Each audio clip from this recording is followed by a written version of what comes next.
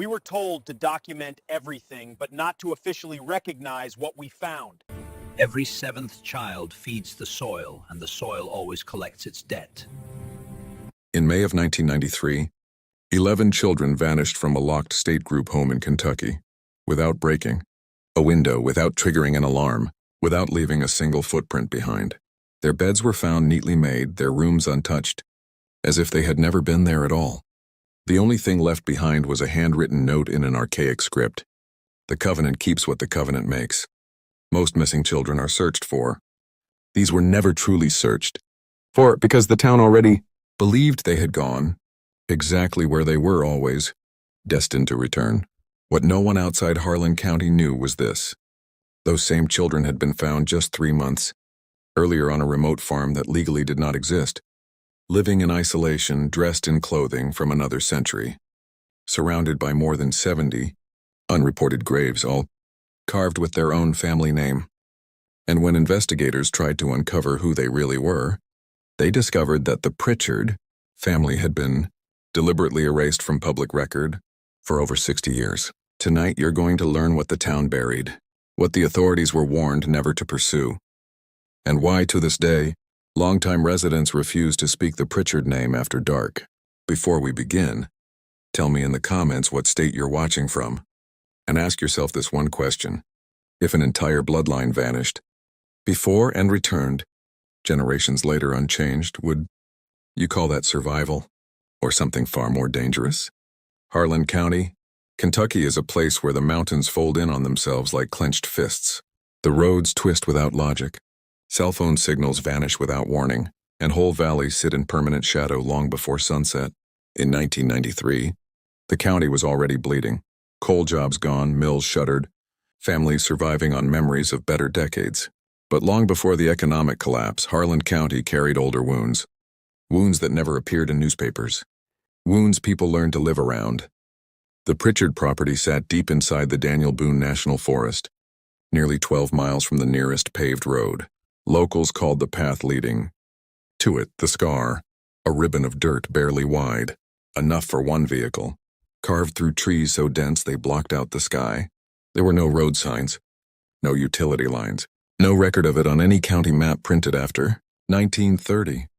Yet everyone over the age of 60 knew exactly where it was, and exactly why they never went there. Winter settled hard that year. February of 1993 brought ice storms that snapped tree limbs like gunshots. Snow crusted over old cornfields and froze the creek beds solid. It was during one of those frozen nights that the anonymous call came into the Harlan County Sheriff's Office. The voice on the line was flat, calm, unidentifiable. The caller only said that children were living on a property off the old Scar road and that things were not right up there. No name was given. The call disconnected before the dispatcher could ask another question. Anonymous. Welfare checks were common in Harlan County. Poverty bred suspicion. Suspicion bred calls. What made this one different was the silence that followed. No history attached to the address. No owners listed. No tax records for over 60 years. It was as if the land itself had been erased. Deputy Marcus Webb had worked these mountains for 16 years. He knew the difference between real fear and gossip. And the moment he heard the dispatcher read the location aloud, he felt something he later described as a tightening behind the eyes. He recognized the road name immediately, even though it hadn't appeared on official logs since he was a boy. Older deputies had warned him about that part of the forest. They never used the word supernatural. In Harlan County, people didn't talk like that. They simply said, "Best you leave that place alone." But law enforcement didn't operate on folk warnings. Protocol demanded a response. As Webb and his partner drove out that afternoon, snow crunched beneath their tires. The deeper they went into the forest, the colder the air became, heavy with the smell of wet earth and decaying leaves. Radio static overwhelmed their signal. By the time they reached the end of the road, the world felt sealed off. No wind, no birds, no distant highway noise, just the faint creaking of dead cornstalks swaying in unison. The farmhouse appeared suddenly like it had been hiding behind the trees. It wasn't abandoned. That much was immediately clear. Smoke drifted lazily from a stone chimney.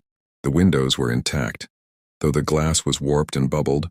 The type last manufactured before World War.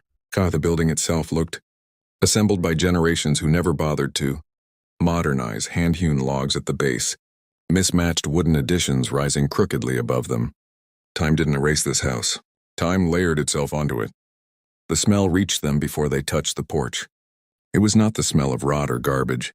It was older than that, stagnant, like closed rooms and sealed earth, like something that had never learned how to leave. Inside, warmth collided with cold air. A fire crackled somewhere beyond the walls. The floorboards were worn smooth by decades of bare footsteps. There was no electricity, no modern appliances, no plastic, no evidence that the 20th century had ever fully arrived.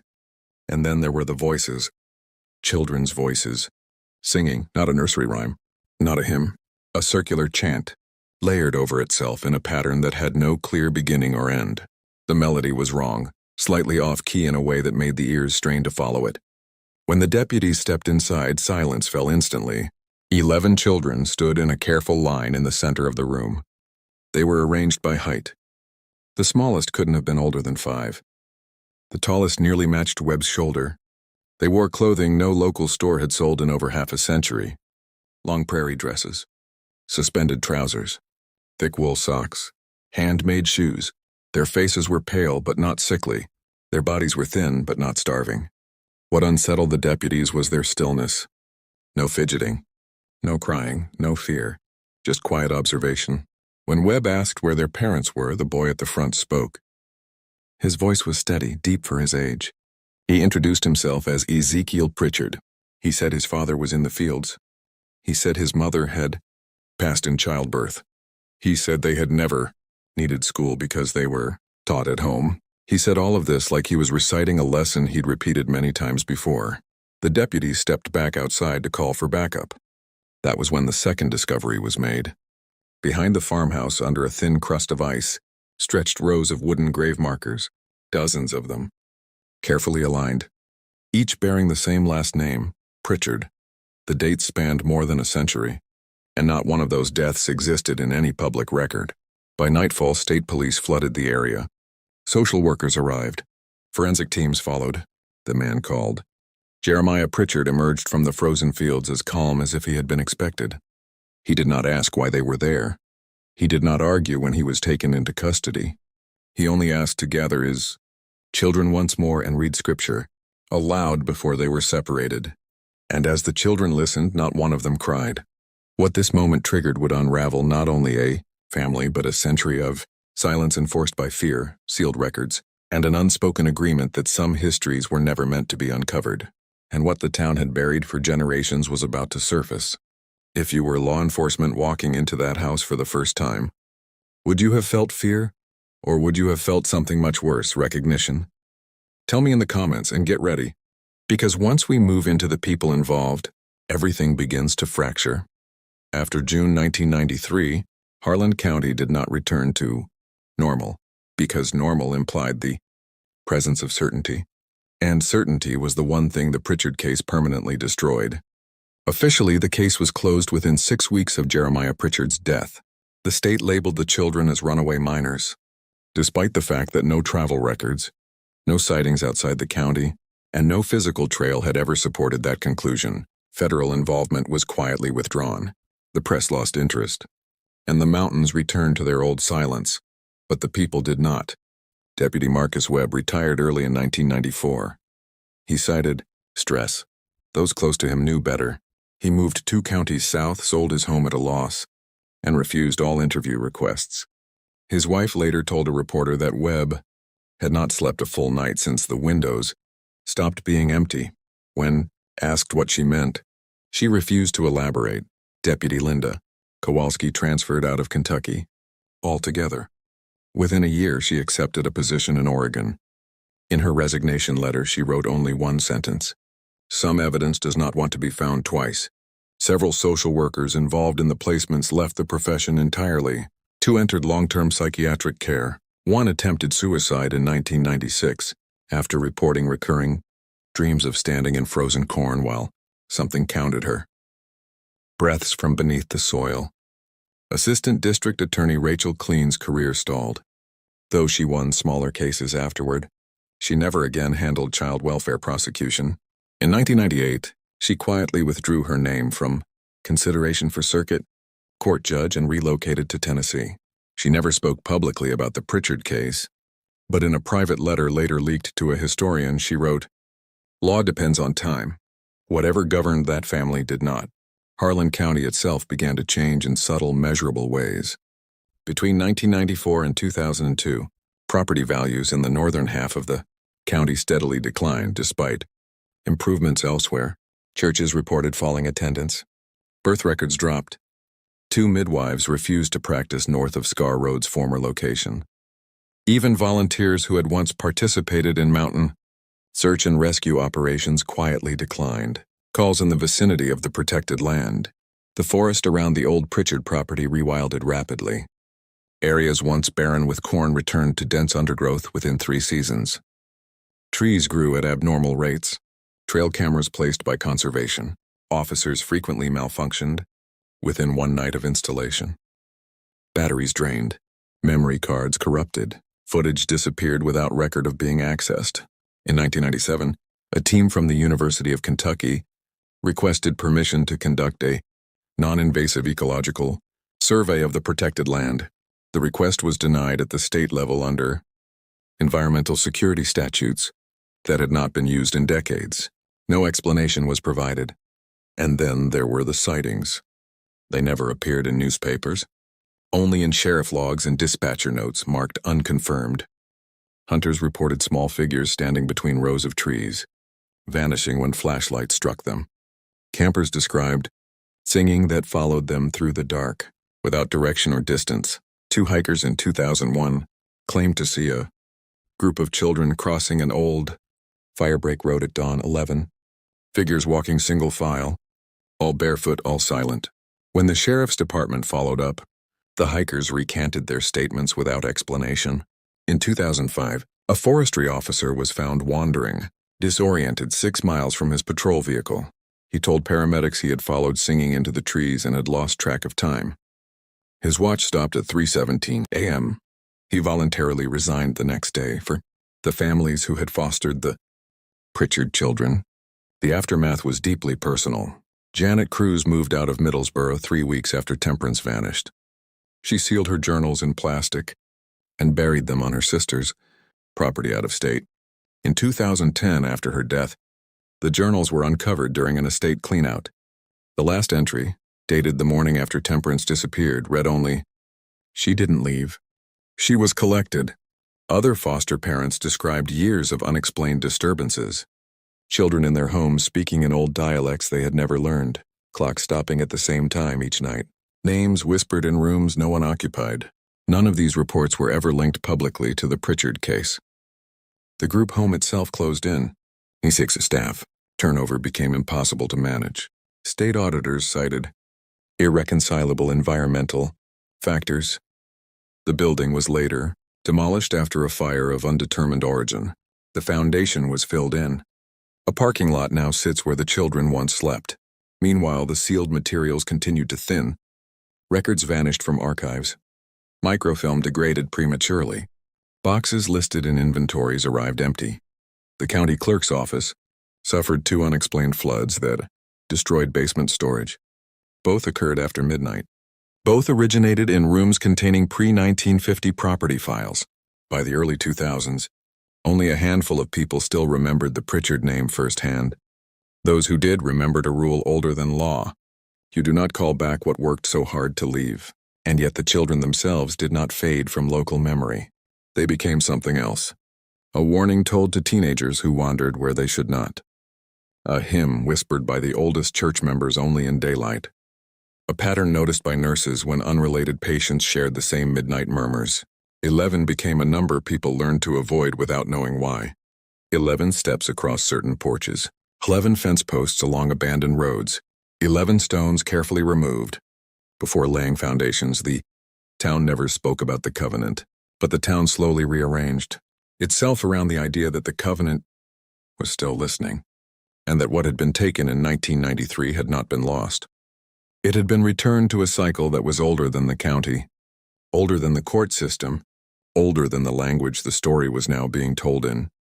And with each passing year, the question stopped being what happened to the Pritchard children, and became when they would be seen again.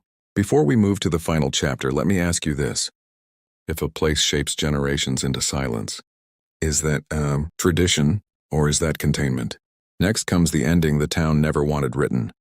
Every investigation is ultimately shaped not just by evidence, but by the people forced to confront it. And in the Pritchard case, each key figure carried their own history, their own doubts, and their own private reckoning with what they were about to uncover. Deputy Marcus Webb had grown up in Harlan County. Born in 1954, son of a coal loader and a church pianist, he knew these mountains the way some men know their own hands. He joined the sheriff's office at 22 and built his reputation on being steady, methodical, impossible to rattle. He had pulled bodies from mine collapses. He had worked triple homicides fueled by moonshine and desperation. But nothing in his career prepared him for the stillness in the eyes of the Pritchard children. Years later, Webb would say the moment Ezekiel spoke, he felt like he was talking to someone far older than a teenage boy, someone rehearsed by generations. Webb's partner that day, Deputy Linda Kowalski, came from the opposite background. Born in Cincinnati, former military police, recently transferred to Harlan County in 1991, she was practical to the edge of bluntness. She didn't grow up with mountain superstitions. She relied on patterns, statistics, and procedure. That was why she went to the back of the property while Webb stayed with the children.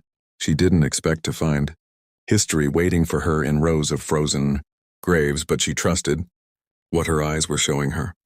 It was Kowalski who made the radio call that escalated the case from county concern to state emergency. Then there was Jeremiah Pritchard. He was 58 years old, according to his own statement, though no document could confirm it. Physically, he looked like time had argued with itself across his face. Deep, furrows carved into otherwise strong bone, hair white in some places and jet black in others. His hands were scarred with years of work. But his posture was erect, disciplined, like a man accustomed to being obeyed without question. When he spoke, it was with a dialect that sounded preserved in amber. Slow, precise, layered with scriptural cadence no modern preacher used anymore. He did not deny the graves. He did not deny the isolation. He simply denied that any of it was wrong. He told investigators his children were kept as they were intended. That phrase would appear again and again in interview transcripts. The children themselves became the most unsettling witnesses. Ezekiel Pritchard, the eldest, born supposedly in 1976, carried the authority of a man twice his age. He spoke for the group automatically. When questioned separately from his siblings, he repeated the same answers word for word, as if reading from something memorized long before. His eyes rarely blinked. Social workers noted that he never asked about the outside world, not about school, not about cars, not about television. He only asked once whether the corn had been properly tended. Temperance Pritchard, the youngest, was 5 years old. She arrived at foster care clutching a handmade cloth doll stitched from yellowed fabric. She did not cry when she was separated from her brother. Instead, she sat calmly on the intake bed and asked if the watching would stop. Now, no one knew what she meant. Mercy, Ruth, Caleb, Elijah, Hannah, Josiah, Silas, Lydia, and Isaac filled out the remaining children. Each was polite. Each requested permission before speaking. Each referred to their father as the steward, never as dad or father. Psychological evaluations found no classic signs of physical abuse, yet every child displayed signs of something deeper: emotional detachment, rigid obedience, and an eerie lack of personal identity. They spoke not as individuals, but as parts of a single organism. Assigned to prosecute the case was Assistant District Attorney Rachel Clean, 34 years old, top of her class at the University of Louisville School of Law. She had made her name as a relentless but ethical attorney, specializing in child neglect and closed-record family cases. Clean entered the Pritchard case expecting to expose an extremist, survivalist operation. What she found instead dismantled everything she believed about legal jurisdiction. There were no legal precedents for a family that effectively did not exist on paper for over 60 years. Every time she tried to build a case against Jeremiah, the foundation vanished beneath her. Backing her was District Attorney James Hardwick, In office since 1982, a quiet man with a reputation for political caution. What Cleany did not know at first was that Hardwick's grandfather had presided as a judge in Harlan County during the 1920s, the very period when the Pritchard name first disappeared from official memory. Hardwick carried that legacy like a stone in his pocket. Finally, there was Dorothy Marsh, a retired librarian whose name would not enter the case until weeks later, but whose history with the Pritchards ran deeper than anyone else alive. In 1924, Marsh's older brother had gone up the mountain on a dare. He came back, but he did not come back the same. For 70 years, she kept what she knew locked away in dust-covered boxes and sleepless nights. These were not just witnesses. They were fragments of a story that had been quietly unfolding since the mid-1800s, and none of them yet understood what role they were about to play in exposing a secret the town had been trained to forget. Let me ask you this before we continue. If an entire community silently agrees to erase a family from history, who is really protecting whom? Next, everything accelerates. Because once the children enter state custody, the case stops acting like an investigation and starts behaving like a warning within hours of Jeremiah Pritchard's arrest on February 14, 1993. The case stopped being local news and became a sealed operation.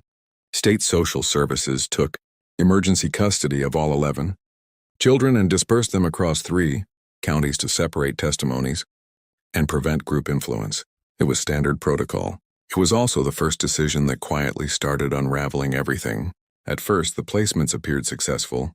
Each foster home reported the same surface behavior: obedience, gratitude, silence. The children folded clothes without being asked. They ate everything placed in front of them. They slept without protest. Counselors called them model placements. But beneath that calm, patterns began to emerge. Every foster parent reported the same disturbance within the first 72 hours. At exactly 3 a.m., the children would wake. Not gradually, not restlessly. They would sit straight up in bed at the same time across dozens of miles, walk to the nearest window, and stand facing north, toward the direction of the original Pritchard property. They would not respond when spoken to. They would whisper under their breath in a low, overlapping murmur, as if answering someone who was not there, and then, at exactly 3:17 a.m., they would return to bed and fall back asleep as if nothing had happened. Social workers initially dismissed the reports as shared trauma response, night terrors, conditioning, learned rituals caused by isolation. All of it had rational explanations on paper. What they didn't know yet was that the same timestamp would also appear in the jail. Records of Jeremiah Pritchard. At 3 a.m. every morning, guards observed him sitting upright on his bunk, eyes open, hands folded, whispering scripture in a dialect no one could understand. At 3:17 a.m., he would lie back down. This pattern would repeat for 21 consecutive nights. Meanwhile, Assistant District Attorney Rachel Clean struggled to build a legal foundation for prosecution. Jeremiah had been charged with child endangerment, failure to report deaths, and operating an unlicensed burial site. Under normal circumstances, the case would have been overwhelming. But nothing about this case was normal. There were no birth certificates for any of the children. No vaccination records, no tax filings, no employment history. The Social Security database returned nothing. When Cleena subpoenaed property records, she discovered the deed had not changed hands legally since 1859. Every attempted tax seizure had either failed or been quietly withdrawn, without explanation. More troubling still was the sealed case from 1928 involving Nathaniel Pritchard, Jeremiah's grandfather. Clean petitioned twice to access the records. Both motions were denied. The presiding judge cited historic judicial protection orders, with no further explanation. What they didn't know yet was that every courtroom involved in sealing those documents was staffed by men whose fathers or grandfathers had served in Harlan County during the same era. As the investigation stalled legally, the children themselves began to draw attention. Temperance Pritchard was placed with a foster family in Middlesboro, Kentucky. Her foster mother, Janet Cruz, a nurse with no history of psychiatric issues, began keeping a journal after the 4th night. That was the night Temperance stopped speaking modern English. From that point forward, she spoke only in what Cruz described as old mountain talk, thick, distorted phrasing that did not follow any contemporary Appalachian pattern. 2 nights later, crews found dark markings on the wallpaper in Temperance's bedroom. There was no ink, no marker, no paint. The symbols appeared wet and fresh, as if the wall itself had bled into words. Crews wiped them away in panic. By morning, the same markings had returned, new names written beneath the old ones. A visiting social worker photographed the wall before sunrise. Those photos would later be quietly removed from the official case file.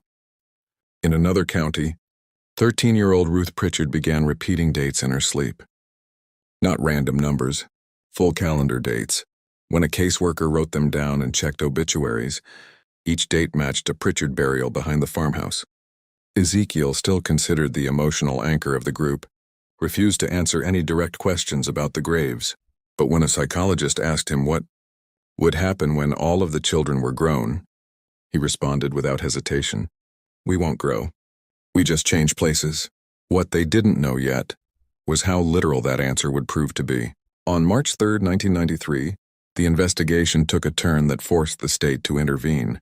Deputy Linda Kowalski, unable to leave the inconsistencies alone, drove back to the abandoned Pritchard property on her own time. She intended only to photograph the graves in daylight for personal documentation. What she found instead brought federal oversight into the case.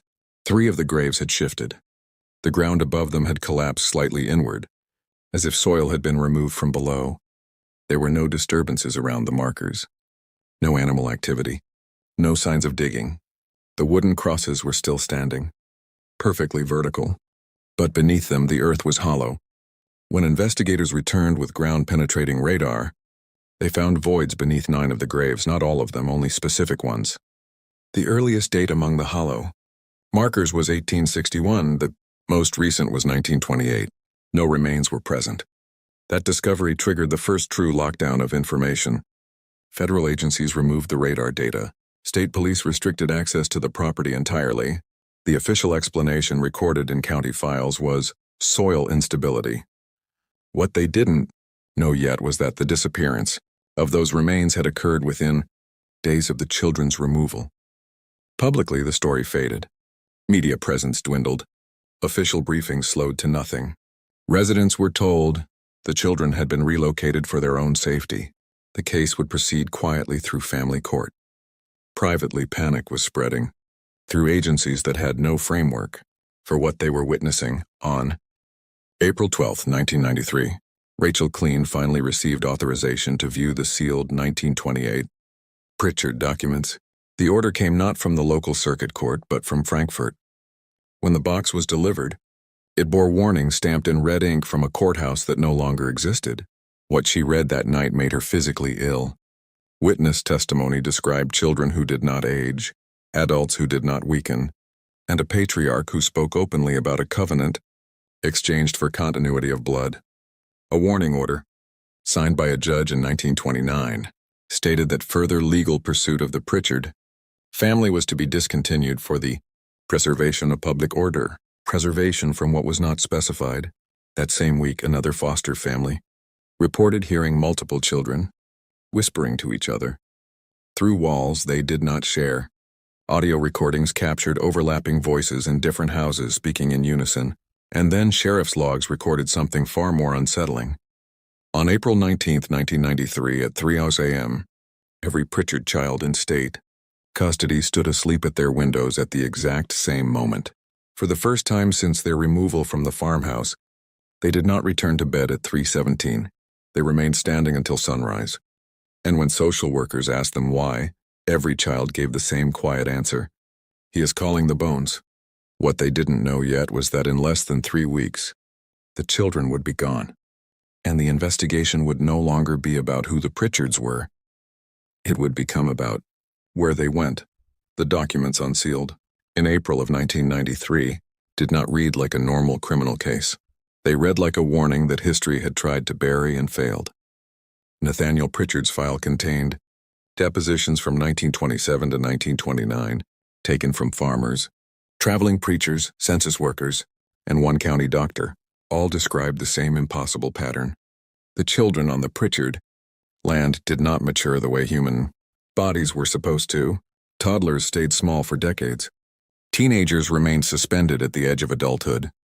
Adults weakened suddenly and vanished, only to be replaced by younger children who looked strangely familiar.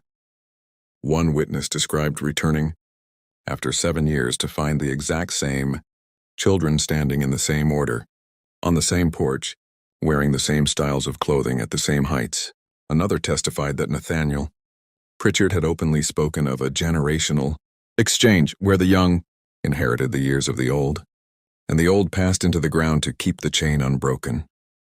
But the most disturbing testimony came from Reverend Thomas Aldrich, a circuit preacher who had visited the property repeatedly between 1909 and 1924. Aldrich stated under oath that Pritchard family births and deaths followed a synchronized rhythm, and that graves sometimes opened months after burial, only to be found empty.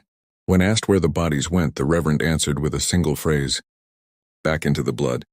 The doctrine that emerged from the records centered on a written covenant dated August 17, 1859, signed by Josiah Pritchard, the family's founding patriarch.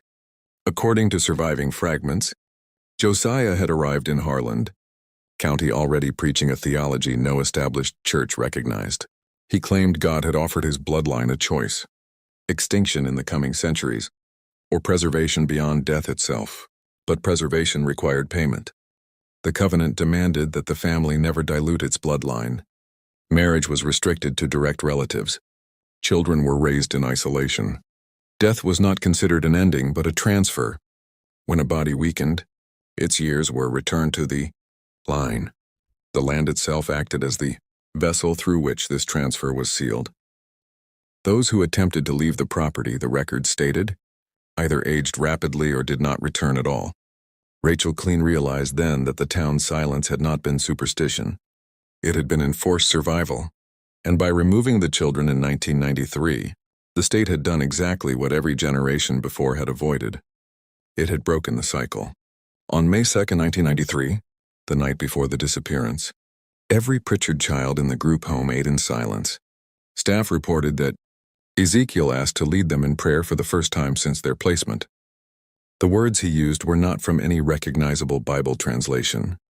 They were older, phonetic, fragmented, and when he finished, he reportedly said, "We will not be scattered when the old fire wakes." At 2:00 a.m., the night shift nurse completed her last visual check. All 11 children were in their beds. At 6:08 a.m., all 11 beds were perfectly made. There were no signs of forced entry. Doors and windows were still locked from the inside. Motion sensors showed no breach. The fence surrounding the grounds remained intact. Search parties combed the hills for 3 weeks. Bloodhounds found nothing. Helicopters found nothing. The children had not escaped. They had been taken. When Rachel Clean confronted Jeremiah Pritchard with the news of the disappearance, he showed no surprise. For the first time since his arrest, he smiled. He told her the covenant had corrected the mistake she and the state had made. He said the land had called the children back, and the blood had obeyed. When she asked where their bodies were, he answered that bodies were irrelevant once the exchange was complete.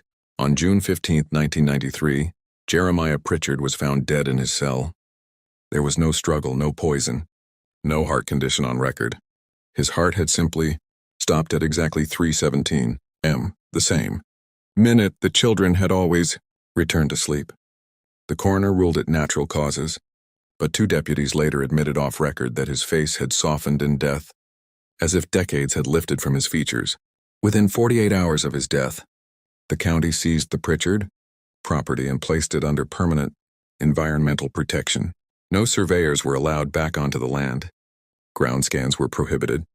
The graves behind the house were quietly flattened by heavy equipment and replanted as protected woodland. Officially, the case was declared closed. Unofficially, the patterns did not stop. Over the next 2 years, hikers near the perimeter of the protected land reported children's voices at night. The singing always followed the same circular melody first heard in the farmhouse. Every report came between midnight and 3:30 a.m. Thermal. Cameras captured movement on 3 separate occasions, but the footage was confiscated before release. In 1995, Dorothy Marsh died in her sleep. In her will, she demanded that all surviving Pritchard materials be destroyed. Marcus Webb, now a retired deputy, carried out those instructions personally. Before the fire, he copied key documents, photographs, and affidavits into a private archive and sealed them in a safety deposit box. The access condition stated that the box could only be opened if the Pritchard surname ever reappeared in Harlan County records. It never officially did, and yet, every decade since 1993, missing persons reports have quietly recorded sightings that resemble children in outdated clothing near the old Scar Road.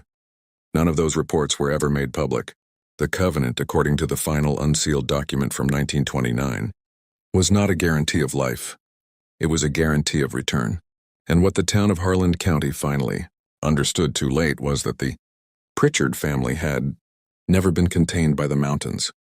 They had been anchored to them. 32 years have passed since the night the Pritchard children vanished from the group home in Cumberland, Kentucky. On paper, the case is closed. The files are stamped inactive. The property is listed as protected wilderness, and the official position of the state remains unchanged.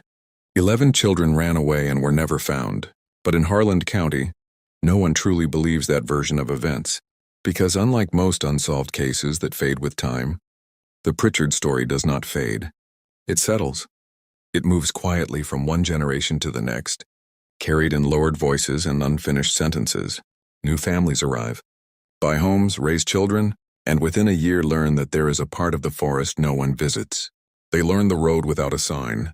They learn that when elders fall silent all at once, a name has just been nearly spoken, and they learn not to ask why. The remaining official evidence of the case is astonishingly thin for an investigation involving 11 missing minors, dozens of unregistered graves, and a family erased from public record for over a century. No bodies were ever found. No forensic conclusions were ever finalized. No court rulings were ever made public.